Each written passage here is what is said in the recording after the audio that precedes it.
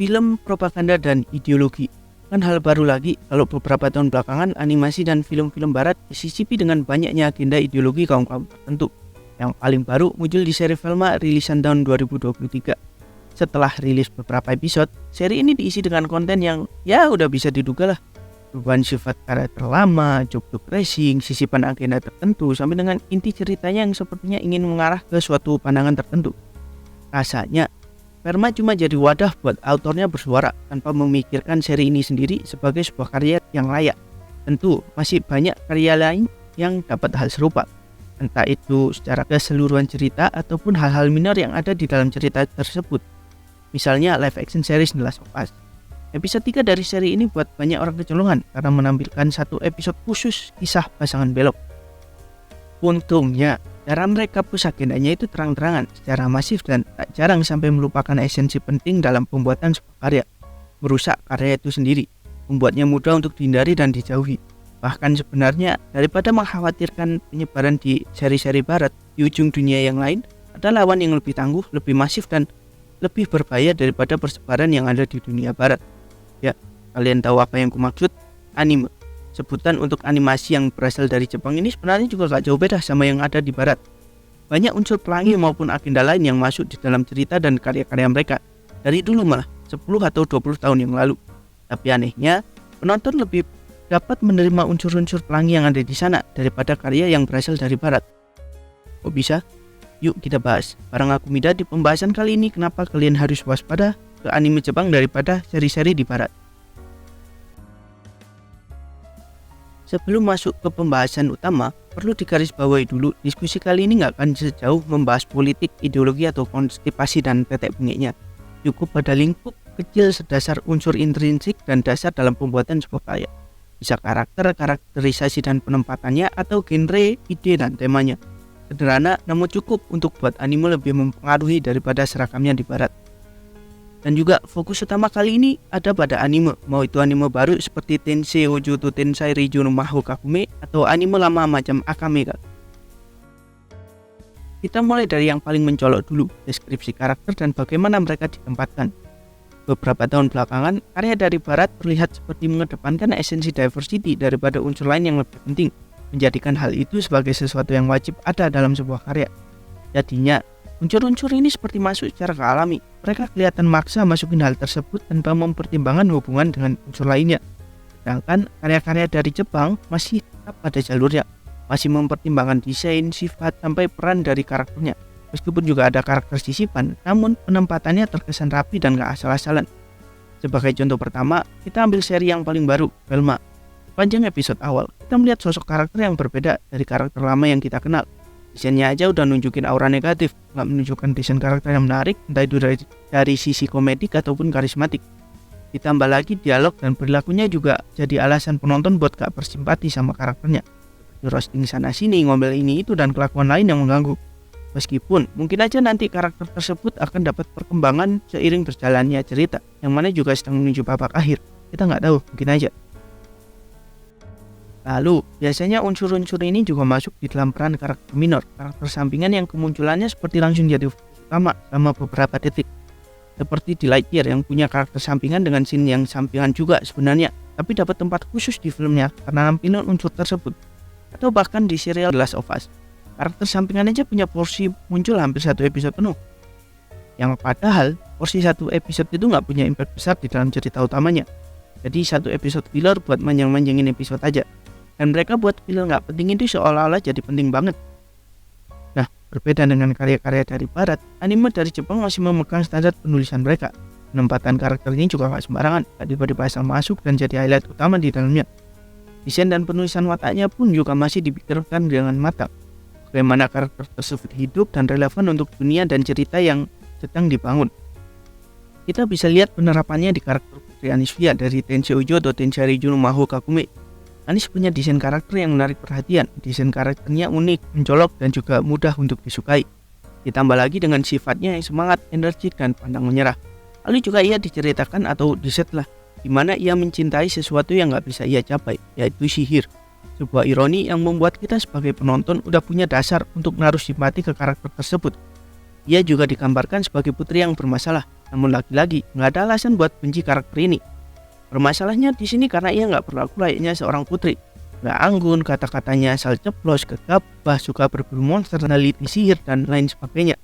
Tapi bukannya kasih kesan negatif, semua perilakunya itu malah jadi hal yang menarik.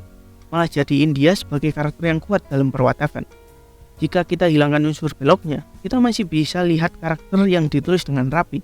Penokohannya dasar banget emang untuk peran protagonis. Penokohan yang bisa dijumpai di banyak karakter lainnya, namun tetap memberikan aura yang kuat, tetap kasih ciri khas tersendiri bagi karakter tersebut. Lalu beralih dari fantasi, kita lihat bagaimana karakter belok ini masuk pada ranah school comedy. Ambil contoh Azusa dari Grand Blue. Dalam kemunculannya, karakter ini digambarkan sebagai karakter biseksual, yang artinya dia suka laki dan perempuan. Desain karakternya bagus sesuai dengan Grand Blue yang punya jok-jok remaja ke atas. Digambarkan sebagai mbak-mbak seksi yang banyak tingkah. Ya di sana juga nggak asal masuk, biar ada kesan diversity-nya. Dia punya peran buat trigger jok-jok belok di dalam animenya dan bahkan kadang jok-jok mesum. Kemudian kita geser sedikit ke school drama. Karakter Echan dari Kusuno Honkai yang punya peran sebagai karakter sampingan. Karakter pendukung yang orientasi seksualnya adalah lesbi. Penempatannya juga bukan sekedar ada aja, tapi sebagai salah satu media faktor bagaimana sang karakter tersebut bisa berkembang.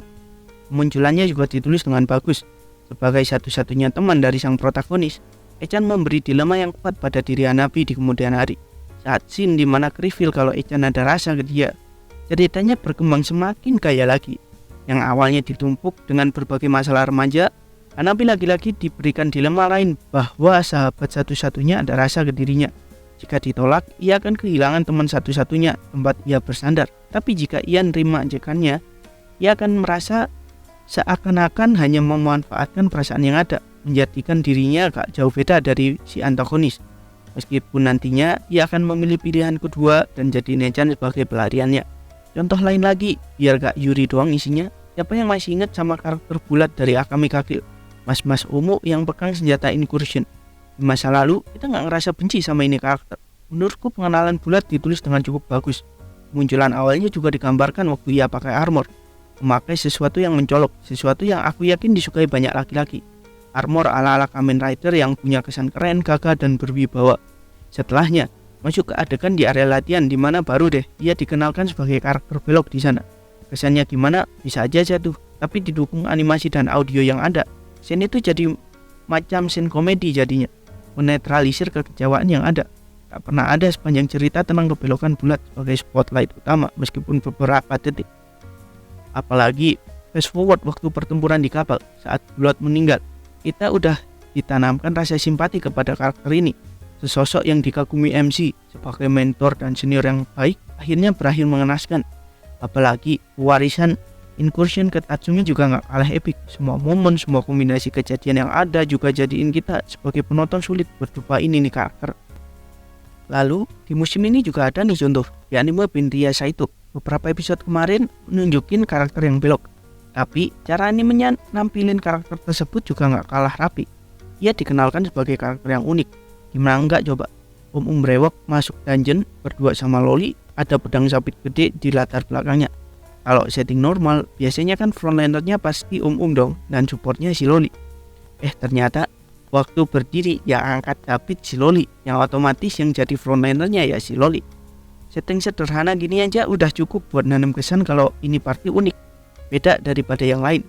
Jadi waktu masuk scene yang nunjukin kalau itu belok, ya impact kecewa penonton secara nggak sadar berkurang atau malah hilang, karena emang kesan yang ditanam buat party tersebut dari awal emang kesan aneh. Ditambah scene belok itu masuknya scene komedi, bukan scene yang serius. Ya itulah susahnya karya-karya dari Jepang. Mereka mencurahkan usaha dan pemikirannya untuk memasukkan karakter tanpa merusak feels cerita yang ada. Memikirkan cara agar penonton dapat menikmati karyanya meski dimasuki banyak ide aneh. Singkatnya, mereka punya cara bagaimana ide aneh tadi menjadi menarik. Meskipun begitu, kadang ide aneh tersebut gak bisa sepenuhnya masuk pada genre yang dinikmati penonton secara umum. Itulah kenapa mereka dengan pinternya nyiptain genre baru, kultur baru dalam klasifikasi ide dan tema liar yang ada, termasuk klasifikasi belok tadi. Tak hanya satu atau dua, banyak klasifikasi yang lahir mengenai topik ini. Yang paling jelas adalah yaoi dan yuri, di mana klasifikasi genre diperuntukkan untuk cerita umum yaoi dan lesbi yuri. Kemudian ada juga klasifikasi macam crossdress dan gender blender, di mana crossdress berisi karakter yang pakai pakaian lawan jenis dan gender blender yang karakternya ganti gender. Dengan pengelompokan seperti ini, setidaknya di masa lalu tak terlalu banyak perdebatan yang terjadi, karena terdapat anggapan bahwa tanggung jawab ada pada penonton masing-masing, mengingat karya tersebut sudah memiliki pengelompokan yang jelas. Dan biasanya yang masuk pada klasifikasi liar ini adalah karya-karya yang emang fokusnya di sana gitu. Misalnya, kelompok yang suka yuri kebanyakan laki-laki karena kecenderungan mereka ingin melihat cewek-cewek yang cantik. Cute girl doing cute thing lah istilahnya. Dan sebaliknya juga, penonton yaoi adalah perempuan yang ingin nonton karakter laki-laki yang keren, cool, dan kadang rotot. Sampai tahun lalu, setidaknya genre seperti ini punya tempat sendiri dan gak mengganggu penonton di genre umum. Jadinya gak relevan kalau ada yang protes habis nonton genre-genre seperti ini, karena ya balik lagi, salah sendiri nonton, orang ada labelnya kan. Tapi pengelompokan genre ini mulai sedikit terganggu karena rasanya ada tabrakan antara genre umum dengan genre aneh yang kita bahas barusan. Sebagai contoh, anime Licorice Recoil yang tayang tahun lalu. Anime ini mencampur genre tersebut menjadi satu, menggabungkan antara yuri meskipun bad dan yaoi secara terang-terangan. Hasilnya bisa ditebak, yang suka belok gak suka sisi satunya dan yang normal gak suka sisi beloknya. Tapi balik lagi, dilemanya, semua sepakat unsur yang dibawakan karya tersebut bagus, asik dan menghibur. Mulai dari karakternya, visualnya, audionya, sampai ceritanya. Setelah Licorice, rasanya banyak unsur belok yang mulai masuk di genre populer yang dinikmati oleh penonton umum, bergabung menjadi salah satu genre utama di cerita tersebut. Kebetulan, musim ini ada 2 anime isekai yang punya unsur-unsur tersebut, di mana keduanya campurin genre isekai yang populer dengan genre khusus mereka. Dan kedepannya mungkin kita akan lihat hal ini lebih sering dan lebih masif lagi. Nah, dengan kombinasi seperti itu, penonton akan sulit untuk lepas dari jeratan anime. Perpaduan antara gaya penulisan yang baik dan menyatunya unsur tersebut ke dalam cerita buat karya ini sulit untuk dihindari. Fokus utama dari isu ini di barat adalah bagaimana ia datang sebagai ide yang merusak. Orang datang dan berharap menikmati sesuatu yang bagus, bukan ingin dicekokin dengan ide-ide yang berlawanan dengan apa yang mereka percaya. Jika karya Jepang hadir dengan membawa ide tersebut sebagai konten, maka karya dari barat agaknya ingin menggunakan konten sebagai alat untuk menyalurkan ideologi mereka. Seperti itu kira-kira. Dan saat orang mulai berpaling karena ide tersebut, produk dari Jepang menawarkan sebuah hiburan yang menarik dan seru. Meskipun nantinya muncul konten sensitif, hal itu akan bisa ditutupi dengan bagaimana bagusnya mereka menyatukan unsur tersebut ke dalam cerita. Buat aku berpikir, sebenarnya yang kita protes itu masuknya unsur tersebut atau karena melihat karya dengan kualitas yang buruk. Pada akhirnya, kita sebagai penonton mau gak mau harus jaga penilaian masing-masing agar gak terpengaruh dengan ide yang menyimpang. Karena ide yang ditawarkan oleh karya dari Jepang gak hanya mencakup soal LGBT dan tetek-teknya. Banyak ide lain yang masuk dalam karya mereka, seperti pemikiran atletisme, budaya, pola hidup, konsep ketuhanan, debat, dan banyak lagi tema yang mereka angkat dalam tulisan-tulisan mereka, dalam karya-karya mereka. Ide yang berbeda dengan ide yang kita percaya saat ini, secara tak langsung memberikan ide tersebut ke hadapan kita. Oke, itu aja pembahasan kali ini. Kalau kalian suka, boleh dong ikuti, follow, like, atau apapun itu di bawah, karena aku bakal angkat isu, tema, atau topik yang menurutku menarik yang ada di anime buat dibahas di video-video selanjutnya. Terima kasih udah nyimak. Kalau ada kritik, sanggahan, saran, atau topik atau apapun itu silahkan komen di bawah. Aku akan baca dan telaah satu-satu. Dan mungkin jadi part 2 kalau emang bahannya cukup. Terima kasih, salam sejahtera, see ya.